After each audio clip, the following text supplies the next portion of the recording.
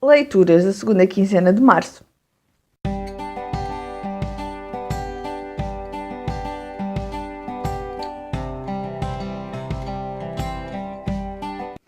Olá a todos! Eu hoje venho então fazer o habitual vídeo de leituras quinzenais, desta vez da segunda quinzena de março.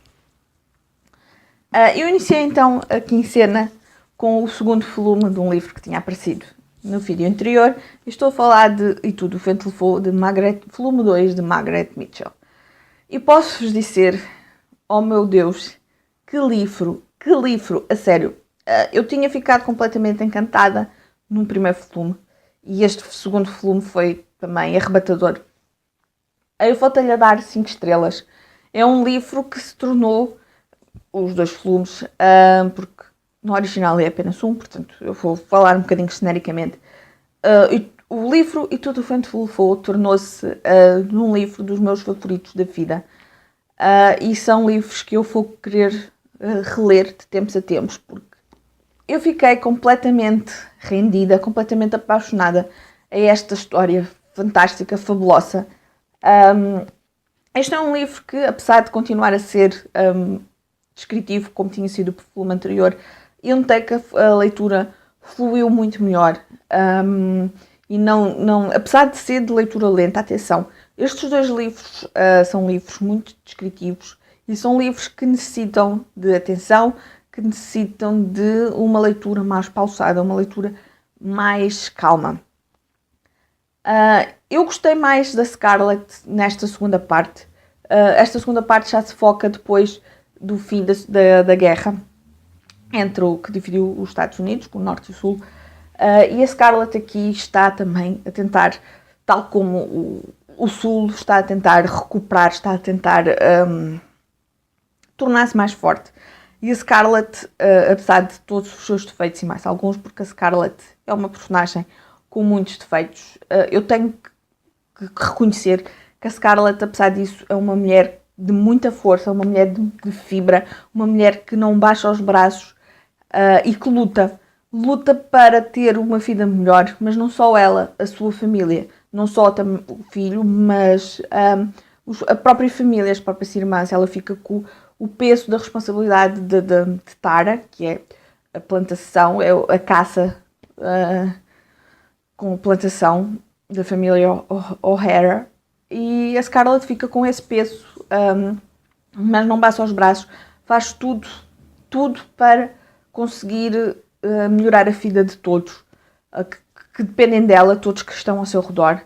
A Melanie continua a ser uma personagem que eu continuo a adorar, o seu caráter, a sua personalidade. E o Red Butler é fantástico, é um personagem masculino que tem aquele ar mais...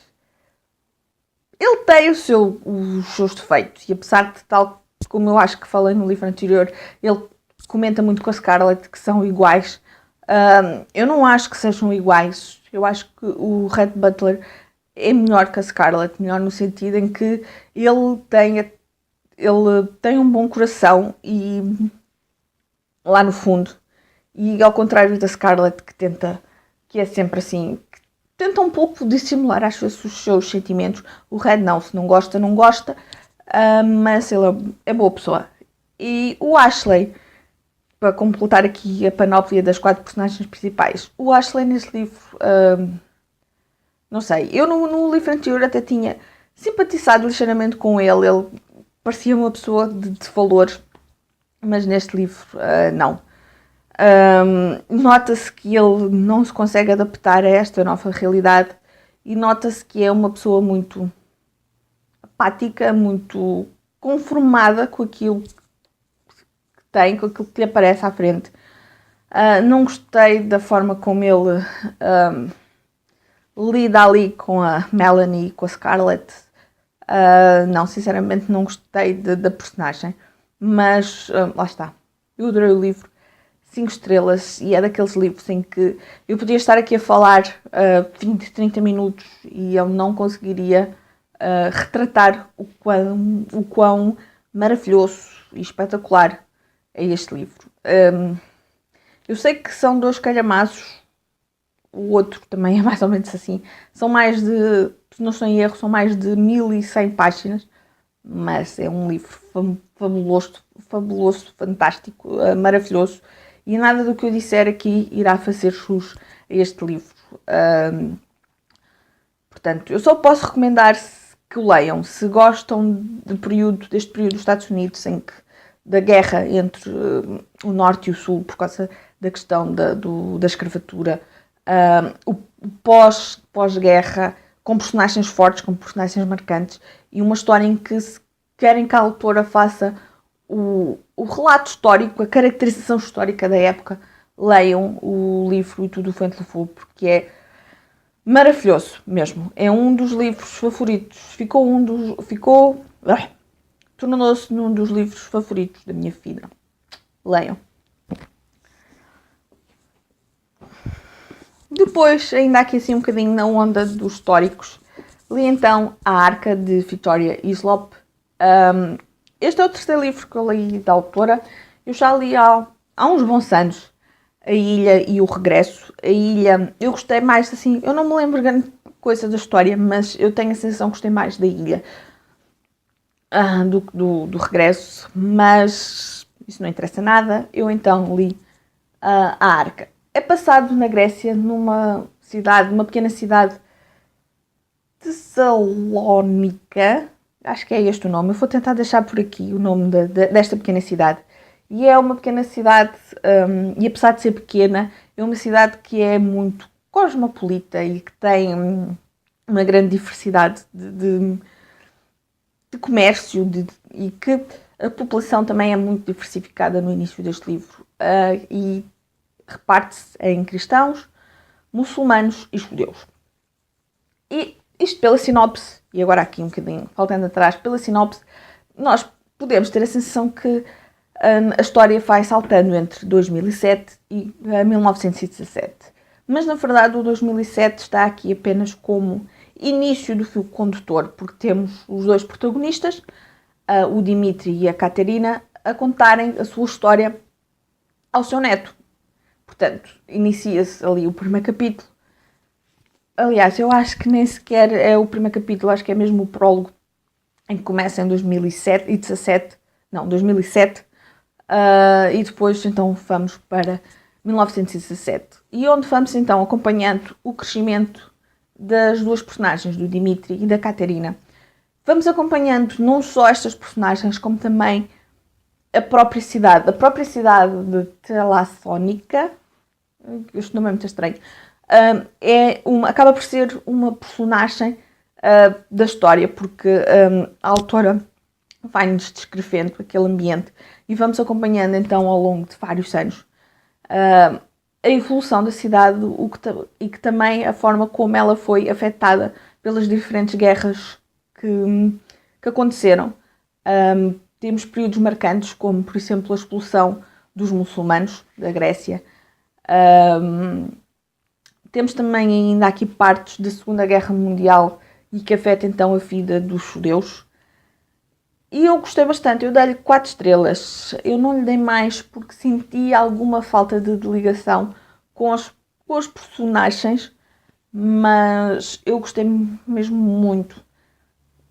Daí as 4 estrelas. A forma como a autora conseguiu fazer a ligação da história da cidade com a história das personagens, e apesar de eu não ter sentido aquela ligação muito forte com os personagens, eu gostei muito da Caterina e da forma como ela é dedicada ao seu trabalho, a ter a sua profissão, porque ela não teve uma vida fácil, mas tornou-se na melhor modista da cidade.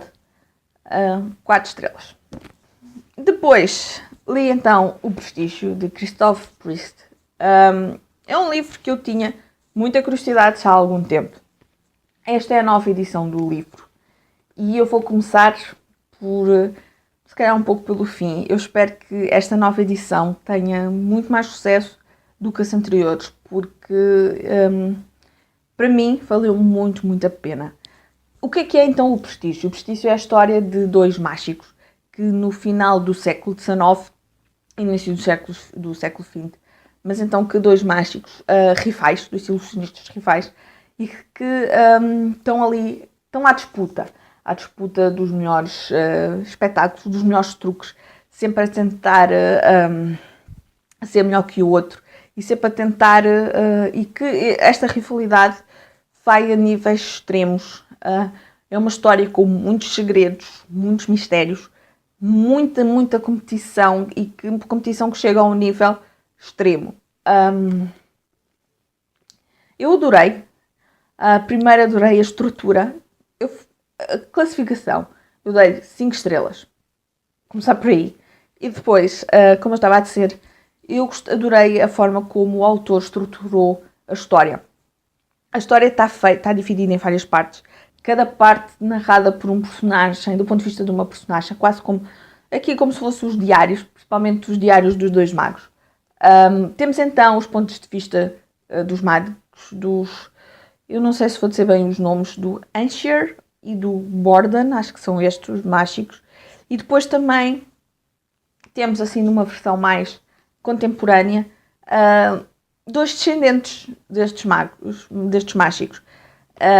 Os bisnetos, portanto a bisneta do Angier e do bisneto do Borden.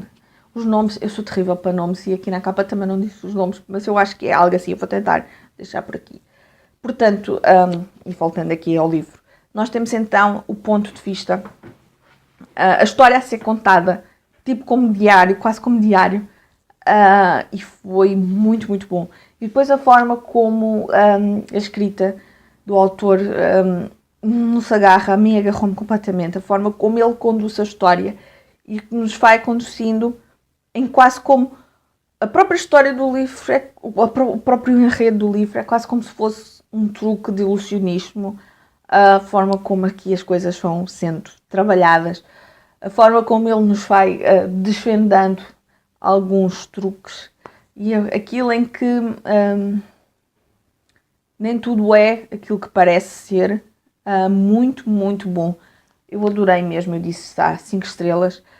Também tem aqui um bocadinho aqui, quase, eu não lhe vou chamar muito ficção científica, mas assim uma coisa assim mais ligada à energia, à eletricidade, e temos a participação do Tesla,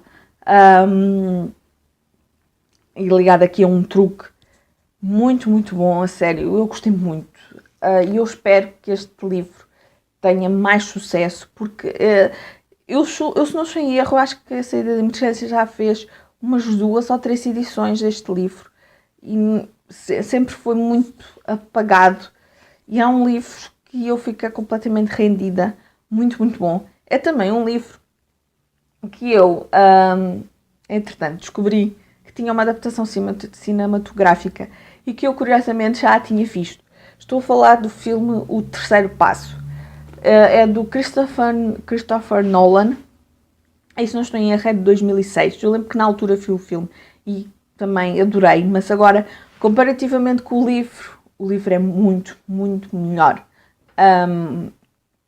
Para já, a história, eu já não recordo de grande parte da história, mas a história do filme é diferente. Não tem tanta complexidade e não tem, para já... lá sui. Não tem...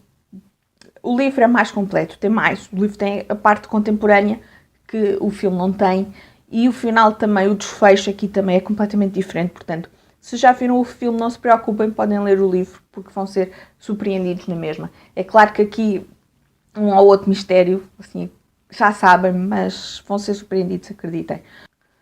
Aqui o filme serviu um pouco como ter a imagem das personagens, nomeadamente dos dois mágicos. Eu então, quando estava a ler o Angier, eu via sempre o Hugh Jackman, e quando estava a ler o Borden, o Christian Bale. Portanto, também torna-se agradável à vista.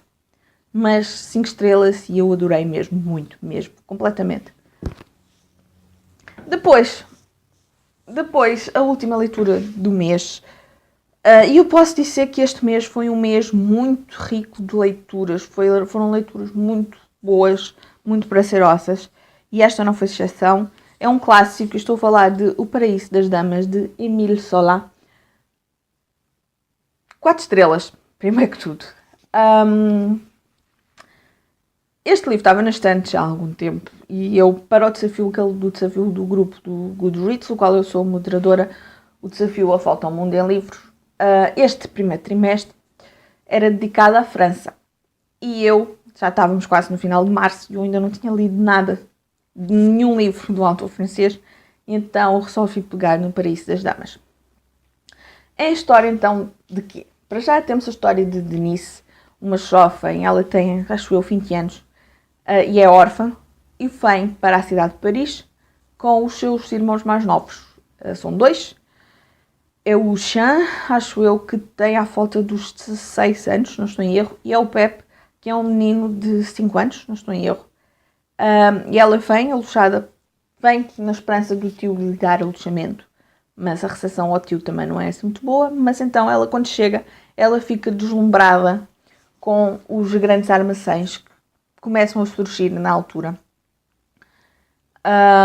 E ali fica ali completamente. Ela na sua fila, na sua aldeia, trabalhava também numa loja, mas completamente diferente, e fica então mesmo deslumbrada com a loja. E a loja é então o Paraíso das Damas, é uma loja que ali ao pé onde o tio mora, e ela fica completamente mesmo deslumbrada e acaba por ir trabalhar para lá. E então temos o quê?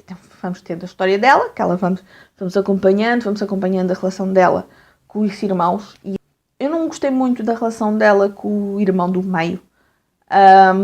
Ele é muito, vou-lhe chamar leviano, ele não se preocupa tanto com as condições dos irmãos, se a irmã está a ter dificuldades ou não. Eu achei que ele quer é ter a vida um bocado facilitada, e a irmã, como boa irmã, com bom coração, ajuda-o sempre, apesar de ela passar muitas dificuldades. E acho que ele devia ser um bocadinho mais consciencioso, mas pronto, adiante. Aqui temos também uma história um pouco clichê na parte centrada do romance. Ela é a menina pobre, a menina modesta, e que acaba apaixonada por um homem rico. O homem rico apaixonado por ela, mas apesar desta parte aqui clichê no romance, foi um livro que superou aquilo que eu esperava dele. É um livro muito descritivo, como muitos clássicos o são, e o descritivo no sentido de descrever a tal loja feminina, o Paraíso das Damas, a forma como o autor nos descreve a loja, quer do ponto de vista dos funcionários, quer do ponto de vista das consumidoras, das clientes, aquela sede de consumismo, aquela sede em que as compras, de comprar roupa, comprar o que for, nos cura algo, aquela sensação mesmo de consumismo. E a descrição, a forma como o autor nos descreve, como por exemplo numa altura em que houve uma remodelação na loja e o proprietário decidiu alterar a disposição de forma a que as clientes percorressem toda a loja. Muito, muito bom. Eu gostei muito dessa parte, da forma como o autor tornou a própria loja a personagem principal deste livro. Sim, temos a Denise com a sua história de amor, e os seus irmãos, as outras personagens com quem ela se relaciona, os pequenos mas também temos aqui os pequenos lojistas que se sentem ameaçados por estes grandes armazéns. Mas eu gostei muito como isso foi tudo explorado. É uma leitura, e lá está, é um clássico, é descritivo, é uma leitura um pouco lenta, mas para mim valeu muito a pena. E eu confesso, eu não estava à espera de gostar tanto. Para já não tinha grandes expectativas por este livro. Eu comprei porque, lá está, é um clássico francês, é nestas edições lindas e maravilhosas da Civilização Editora. Eu tenho alguns livros, e eu, se não estou em erro, também adquiri isto com uma promoção de 50%, portanto, quis aproveitar. Mas não, lá está, não lhe dava assim, não tinha grandes expectativas e superou bastante.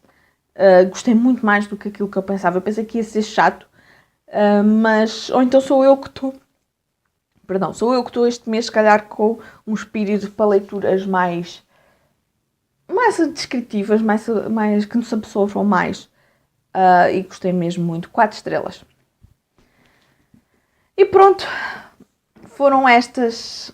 E já agora, falar em Paris, já viram aqui a minha nova peça, a minha nova tela decorativa. Eu gostei muito. Aqui é uma lambreta cor-de-rosa, aqui é a Torre Eiffel e aqui assim é tipo, eu suponho eu que seja um café, esplanada de um café. Eu gostei muito e achei que ficava muito bem aqui por cima da cama. E depois de falar de um livro sobre Paris e sobre os grandes armazéns de Paris, nada como esta tela para enquadrar. Mas então, voltando aqui ao vídeo para finalizar, que isto também já está grande, eu falo sempre muito nestes vídeos, eu não sei como é que eu falo tanto, mas pronto. Foram estas então as minhas 4? Suponho que sejam 4 leituras desta segunda quinzena de março. Tal como eu disse, o março foi um mês muito produtivo, tal como eu disse, março foi então um mês de muita qualidade. Eu julgo que dei a todos os livros entre 4 a 5 estrelas. Nessa segunda quinzena foram 4 e 5. E julgo que na primeira também eu li 3 livros, se não estou em erro. E acho que também foi 4 e 5 estrelas. Portanto, foi um bom mês. Sem dúvida, um mês de muita qualidade. Eu não sei se leram algum destes livros. Se têm curiosidade em ler, se não têm, contem-me cá em baixo aqui tudo. E pensavam que o vídeo estava a terminar? Enganei-vos. Estão a ver este exemplar do livro Prestígio? Este é o meu e tenho nada mais nada menos que um outro exemplar para vos oferecer. Está a decorrer então no blog o sorteio de um exemplar, este, para vocês. Tem um marcador igual e está então a decorrer o passatempo, o sorteio no blog. Eu vou deixar o link aqui, como também a data de final, porque eu agora não me recordo, mas é muito fácil, basta ser seguidores públicos do blog, seguidores públicos do Facebook e depois, se forem subscritores públicos aqui do canal do YouTube, ganham uma entrada extra. Relembro que têm que ser públicos, por forma a eu conseguir validar a informação. Portanto, já sabem, participem. E pronto, então agora é tudo. Um beijinho e até o próximo vídeo. Tchau!